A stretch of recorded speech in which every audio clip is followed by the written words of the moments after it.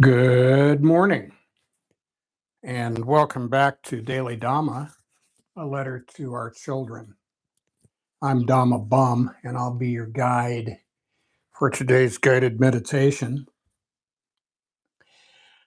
Today is May 25th, and it's Monday, and our topic today will be Sila, ethical conduct stream within the Eightfold Path. We are starting a three-part series that will be about the Eightfold Path, and today will be our first. There's going to be a 2-week hiatus from June 5th to the 18th Japan time. And for self-selected reruns, we encourage people to go to the Daily Dhamma channel homepage in YouTube, and there's a button underneath the stuff that says live. You click that, you'll find more than 70 episodes going back to September of 2025, and we especially recommend Daily Dhamma Guided Meditation 6-pack. That's a little controversial. Or the live stream and other meditations, which is what these next three about the Eightfold Path will be added to. Mondays, we look to the coming week, and so we encourage people to check the description box for this and previous episodes. In about 24 hours, there will be a closed caption version with a transcript and we do guided meditations in the hopes that people, thanks Dhamma Ji. We do guided meditation in the hopes that participants will find enough tips, get enough practice with meditation that you want to do it in your own home, in your own garden, because it's best when done daily. In our practice, we always start with samatha, which is serenity. First, you get calm, you get into the groove, get into the flow, and then you turn to panya or wisdom. Some people say vipassana. Doesn't matter what you call it. It always goes in the same direction. First, we get serene, then we wise up. Wisdom never arises from a mind in turmoil. An alert listener sent me a note today that the super thanks is not all apparent on these things. Trust me, it's there. Hey, how are you doing, Brian? Nice to see you, Greg. The super thanks is, if you go underneath the episode, there's a little bubble that has 3 dots in it. Click that and it'll give you a pop down, and that should have the super thanks. And so, speaking of thanks, we want to thank Mrs. Dhamma for the flower arrangement, and Dhamma G, Brian, Mike, Ozzy, Sam, Ediko, and Mitsuko. Thank you for all your support. And with that, on my mark.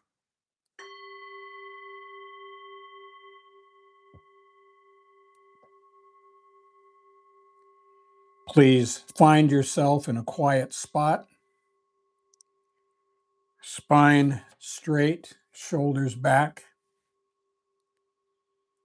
Lower your chin towards your chest and let your hands rest in your lap or on your thighs or your knees.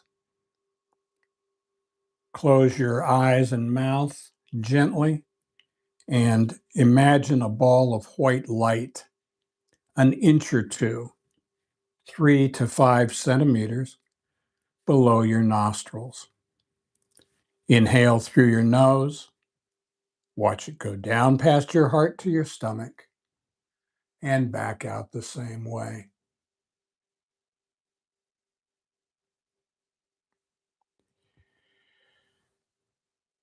Inhale through your nose. Watch it go down past your heart to your stomach and back out the same way. Just smooth, natural breaths for you. When outside thoughts intrude, gently brush them aside thinking, no, that's not my business. I'm focused on my breath as I breathe in through my nose. Watch it go down past my heart to my stomach and back out the same way. On Mondays, we look forward to the coming week, and we always start with the Dhammapada, verses 1 and 2. Mind is the forerunner of all things. Think and act with a corrupt heart, and sorrow will follow, as surely as the cart follows the ox that pulls it. Mind is the forerunner of all things.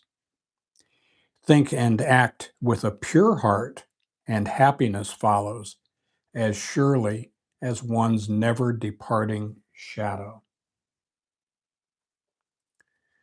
So we are taught that our mind creates our moods, our delusions, our obsessions, and they are all impermanent, anicca, unsatisfactory, dukkha, and not the self, anatta. We meditate to calm our mind and tame our heart. We look at our thoughts, we examine them, we see them for what they are, and we let them go. And what we find is that we are as happy as we want to be. Our attitude is entirely up to us, and we are not the boss. If we let go a little, we get a little serenity. If we let go a lot, we get a lot of serenity. But if we let go completely, that is, if we accept life just the way it is, we find complete serenity. We need to say a word about the human existence. Our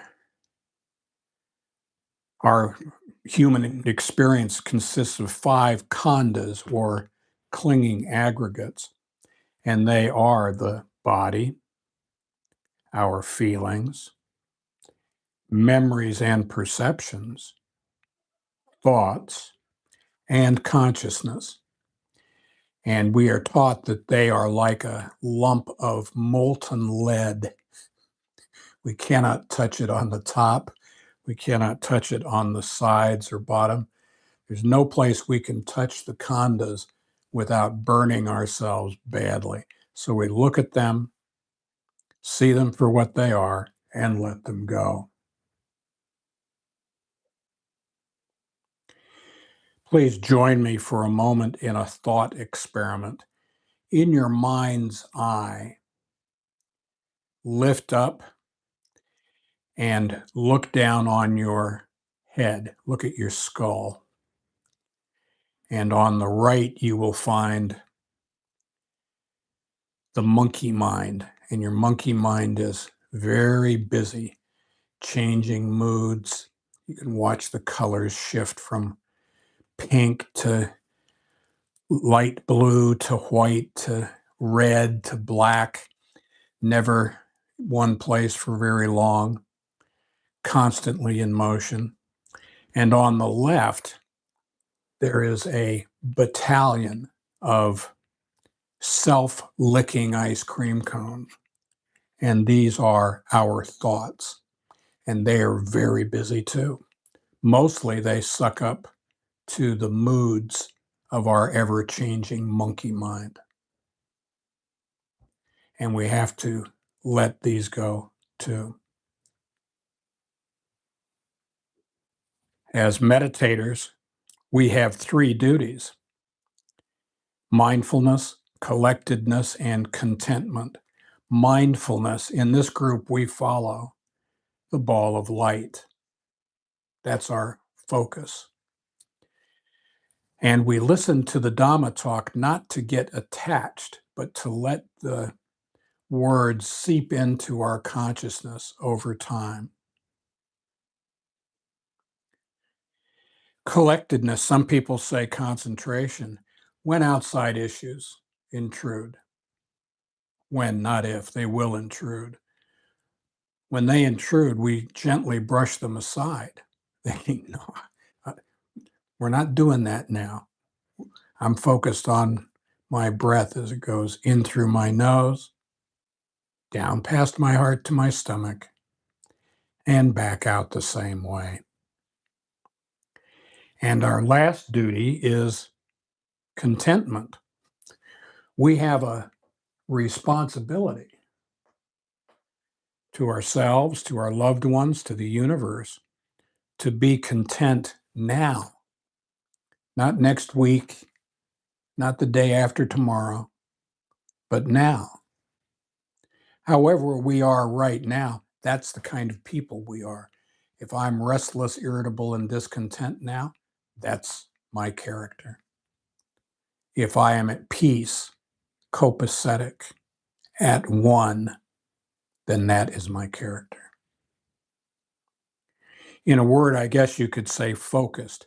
And if you can be focused for a few seconds in today's guided meditation, then as you go through the week, you can draw that out just a little more, just one more, just a little, okay, there we go. And you can find yourself able to be focused for minutes at a time.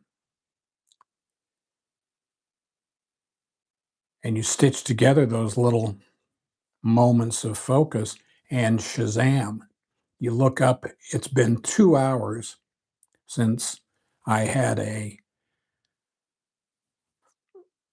fearful, resentful thought. And how did that happen? Well, that's why we meditate. As we go through this week, let's watch our behavior and make sure that we are doing what we should do. As we move into Panya, the second part of our meditation, we've been looking at right speech during May. Today, we're going to start looking at the Eightfold Path, which is where right speech comes from. It comes from the ethical conduct stream. There are 3 streams within the Eightfold Path. And ethical conduct is the one that we're going to focus on today. Let's start with the Four Noble Truths. The Buddha taught that 1, there is suffering. 2, suffering is caused by attachment. 3, suffering ceases with non-attachment. And 4, the way to non-attachment is the Eightfold Path. Now, the Eightfold Path consists of 3 subsidiary streams: Sila, which is ethical conduct; Samadhi, which is meditation; and Panya, which is wisdom. Sometimes it's given in a different order. Doesn't matter.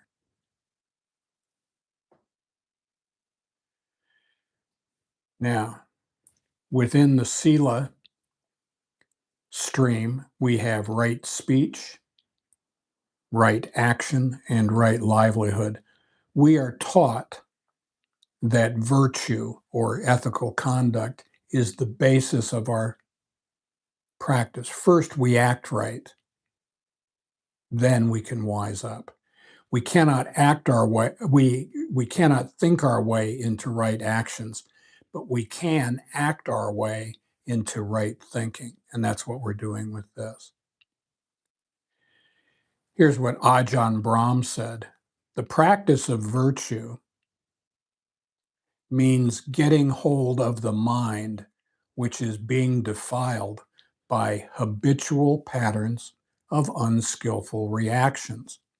The reactions of a crazy person, the reactions of a person who just cannot see.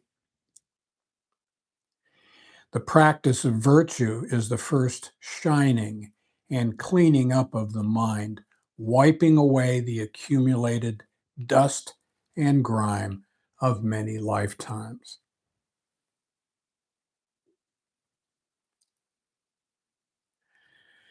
So, right speech, we say what we mean what we say, but we don't say it mean. We don't use words to harm others. We don't lie, trick, or beguile others with our patter. Or, as our mother said, if we can't say something nice, don't say anything at all.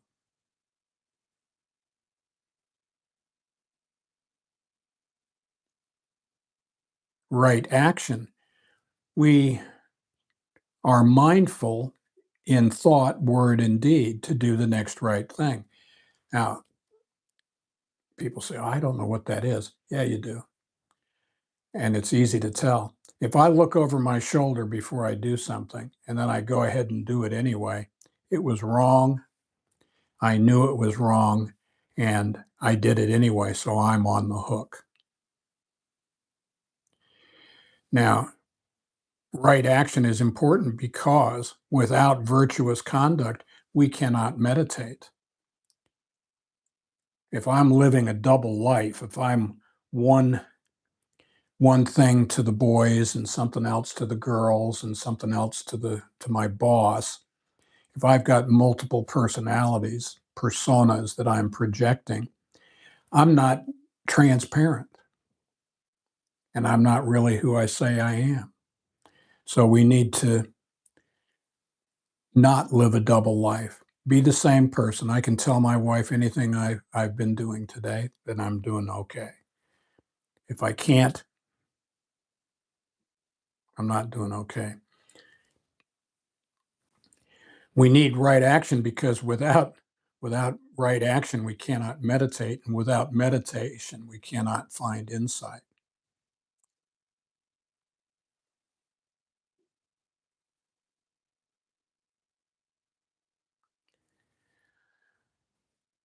The last part is right livelihood. We don't harm others to earn our living. That is, we don't con people out of their money. We don't pull a fast one to get ahead. We don't sell dope or women or children. When we are making our living, we are mindful of the divine spark in others.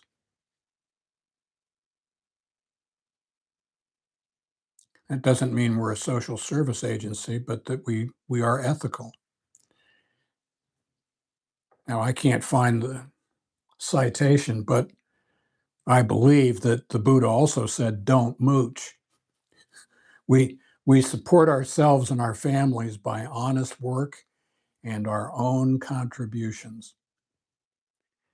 After all, we are not communists. So we are responsible for supporting ourselves and our loved ones. Nothing wrong with making money, but we try to be transparent in how we do that too. Now, the last piece I want to touch on today is the 5 precepts. There are 5 precepts for the Buddhist laity: refrain from killing, lying, stealing, sexual misconduct, and intoxication. Monastics, monks, and nuns have many more, depends on what level they are. But let's go to the Dhammapada 246 and to 48. One digs up one's own root here in this very world if one kills, lies, steals, goes to another's spouse, or gives oneself up to drink and intoxicants. Good person, know this: evil traits are reckless. Don't let greed and wrongdoing oppress you with long-term suffering. So, as usual, there's a death threat and there's a lifeline in there. We steer clear of those 5 defilements, we'll be okay. If we don't, at least we know who to talk to.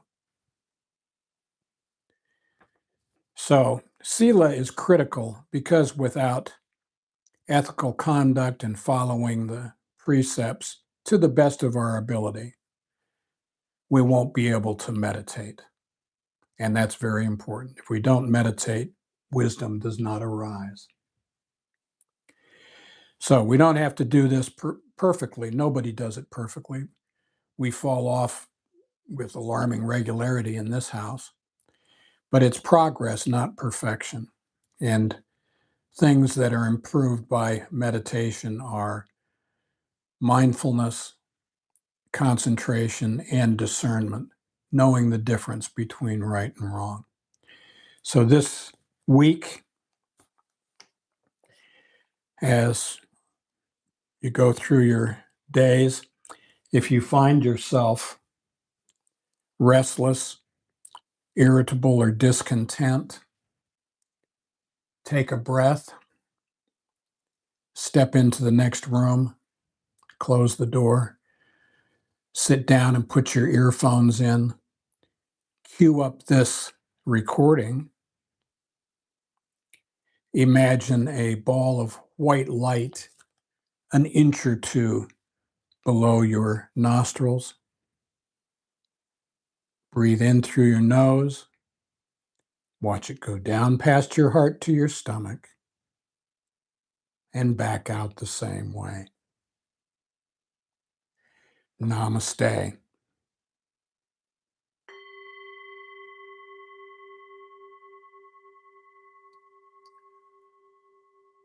Okay. Thank you very much, Dhamma G and Brian and Greg. Don't know you, but welcome. Hope you come back again. A reminder, the book Daily Dhamma, Letter to Our Children, is available on Kindle Unlimited. If you've got that, that's a free download. And again, if this is useful, please subscribe, give us a like or a comment. I believe the super thanks is back, but it has to be after it's been posted. There's some confusion because they have two things. The super chat is while the chat is going on, but we don't really do chat in this. I mean, I guess they're talking about the live stream. And the super thanks should be afterwards. And if you look around underneath an episode that has been posted, there should be a button for the super thanks. But please do contact me if you don't see that.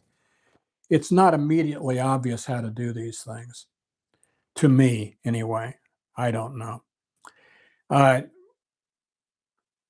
We're happy that you all came. Our next meditation will be Friday, May 29th at 3:45 p.m. Japan time.